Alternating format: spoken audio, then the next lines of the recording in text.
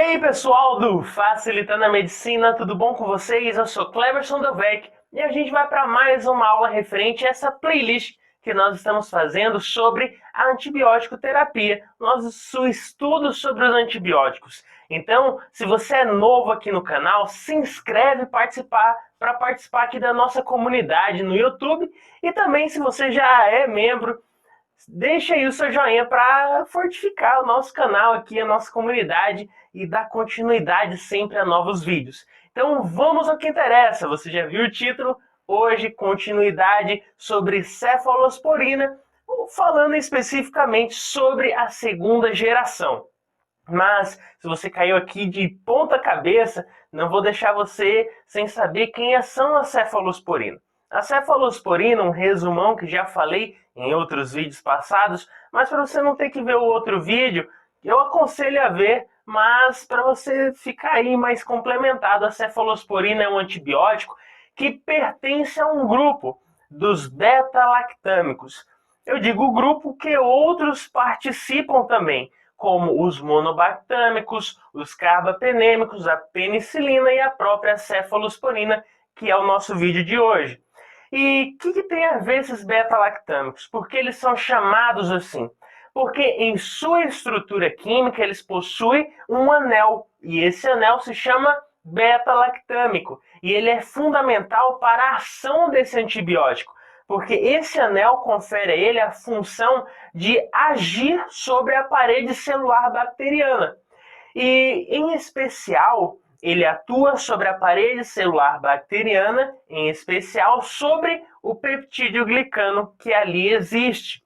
E mais a fundo ainda, ele vai atingir o peptídeo glicano no momento da sua síntese. Então ele vai atrapalhar a síntese desse peptídeo glicano.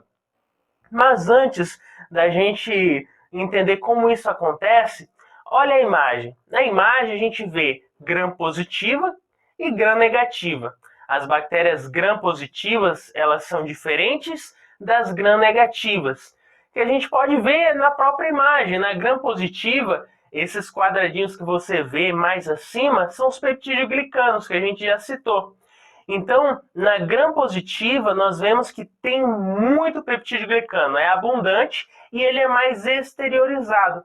Já na gram-negativa é diferente, aqui a gente vê que a gram-negativa tem pouco peptídeo-glicano, ele é mais o quê? Interiorizado. Beleza? Isso é importante para a gente ter uma noção. Agora, como que essa cefalosporina e os beta-lactâmicos, lembrando que a cefalosporina faz parte do grupo dos beta-lactâmicos, como que eles atuam sobre esse peptídeo glicano? Atua na fase da síntese dele, que ocorre em 3 fases. Primeira fase vai ser a síntese dos precursores do peptídeo glicano. Segunda fase da síntese seria a polimerização. E terceira fase seria a transpeptidação, que ocorre por meio de uma enzima chamada de transpeptidase, ou também PBP. Então, sem alongar muito, vamos ver a imagem para a gente entender melhor. Então, existem 3 fases da síntese. Primeira é a formação ou a síntese dos precursores. Quem seriam os precursores? Seriam essas bolinhas que você vê na imagem. Essas bolinhas aí seriam a síntese dos precursores. A polimerização é a segunda fase dessa síntese, que seriam esses quadradinhos que você vê acima, essa listra de quadradinhos, que vai estar interpondo aí essas bolinhas que seriam a síntese dos precursores. E a terceira fase é a transpeptidação. O que ela faz? Ela vai acabar ligando as cadeias dos precursores que foram formados, e assim vai terminar a síntese do peptídeo glicano. Porém, essa transpeptidação, ou terceira fase, ela ocorre por meio de uma enzima, que é a transpeptidase, ou PBP, que a gente vê aqui na imagem. E é aí que vai atuar a nossa cefalosporina, ou os beta-lactâmicos. Eles vão atrapalhar a ação dessa enzima. E se a enzima não consegue atuar sobre o peptídeo glicano para que ocorra essa ligação das cadeias laterais, eu não vou conseguir terminar de sintetizar o peptídeo glicano.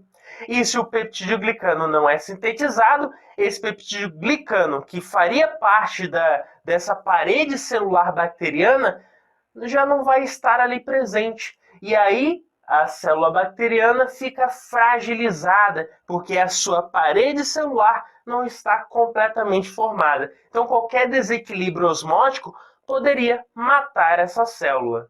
Então a gente já sabe como que atua a cefalosporina. Vamos ingressar a fundo no nosso assunto de hoje, que é a segunda geração dessa cefalosporina. Sim, existe aí várias gerações de cefalosporina. O que isso quer dizer?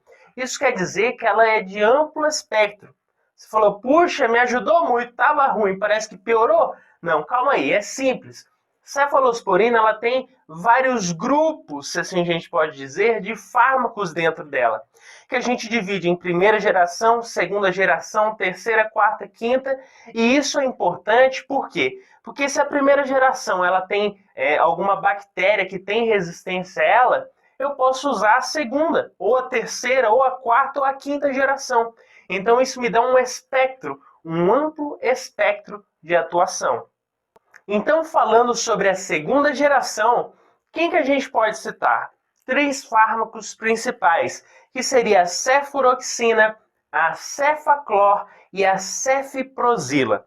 Esses 3 são os principais referentes à segunda geração da cefalosporina. Qual a importância deles? Se você viu o vídeo passado, que nós falamos da primeira geração, você vai ver que a primeira geração ela tem uma atuação melhor sobre as gram-positivas, já contra as gram-negativas ela não é tão eficaz. Como a gente está falando da segunda geração agora, você já vai ver que ela vai ter uma atuação já considerável tanto para a gram-positiva como para gram-negativa. Então ela tem um espectro estendido, pode atuar tanto bem para gram-positiva como para gram-negativa.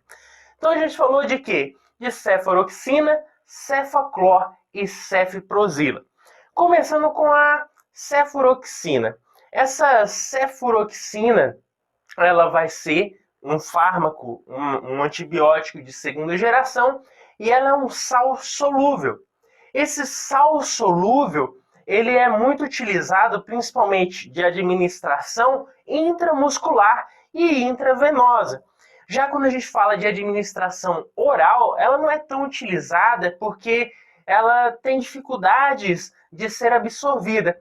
Mas eu posso solucionar esse problema se eu administrar junto com esse antibiótico uma substância que aumente a sua lipossolubilidade. Ou até mesmo alimentos podem ajudar nesse processo, como por exemplo o leite. Então alguns alimentos associados com esse tipo de antibiótico pode ajudar nesse processo de absorção.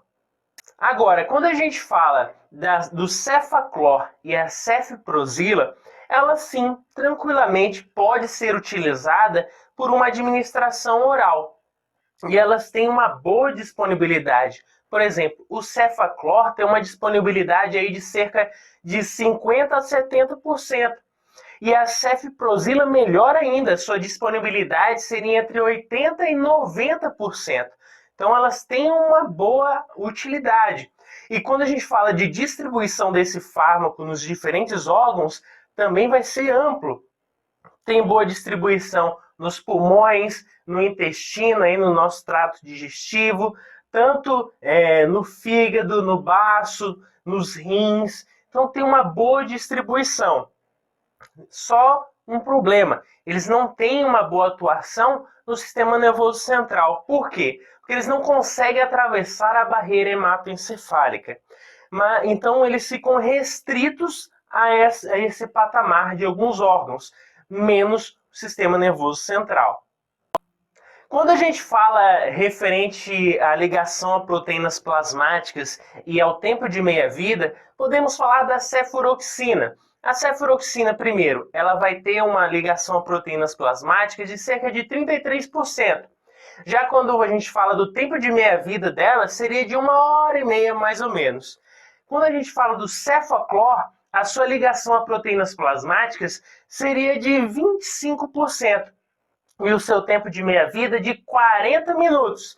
Já a cefprozila, ela vai ter sua ligação a proteínas plasmáticas de 44% e o seu tempo de atuação, ou o seu tempo de meia-vida, de 1 hora e meia. Então fica mais ou menos assim a ligação a proteínas plasmáticas desse fármaco e também a sua ligação a essas proteínas plasmáticas e o seu tempo de meia-vida. Quando a gente fala da eliminação desse fármaco, vai ser principalmente pela via renal, do trato renal. Então aqui vem uma observação. Por quê? Porque em alguns pacientes com insuficiência renal aguda, eu tenho que dosar a quantidade desse fármaco, ou evitar de usar para não sobrecarregar o sistema. Então, a principal via de eliminação é a via renal, observação para esses pacientes com insuficiência renal aguda. Quanto aos efeitos adversos, os efeitos adversos a gente pode dar aí como exemplo uma flebite, dor no local da administração, irritação.